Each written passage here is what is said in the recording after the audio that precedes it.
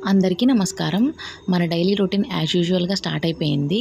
రోజులాగే morning lunch box prepare చేయాలి. ఈరోజు నేనైతే మా బాబు కోసం తోటకూర ఫ్రై చేస్తున్నాను. తోటకూర ఫ్రై అంటే అందరికీ వచ్చిందే.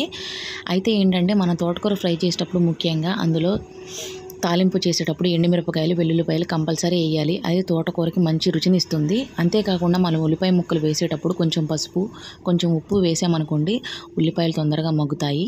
తోటకూరను వేసేటప్పుడు మనం అలా డైరెక్ట్గా నీళ్ళలో కడిగి వెంటనే వేసేయకూడదు. దానికి కొంచెం ఒక 5 నిమిషాలన్నా నానబెట్టి నీళ్ళల్లో దేవి అట్లా వేయాలన్నమాట. ముందే తీసి పక్కన పెట్టుకోకూడదు. ఎందుకంటే అందులో ఉన్న దుమ్ము కానీ మట్టి కానీ ఏమీ పోవు. అలా ముందే దేవేసి పెట్టేసుకుంటే ఇలా చేస్తే బాగుంటుంది. మనం ఈ కూరల్లో ఎక్కువగా సాల్ట్ వాడుతూ ఉంటాం కదంటే, ఆ సాల్ట్లో అయోడిన్ శాతం ఉందా లేదా అని మనం చెక్ చేసుకోవాలి. ఎందుకంటే అయోడిన్ లేకుండా ఉంటే కనుక అది మన బాడీకి సోడియం లెవెల్ని అందించదు. దానివల్ల మనకి థైరాయిడ్ కానీ లేకపోతే ఇంకా రకరకాల సమస్యలు వస్తూ ఉంటాయి.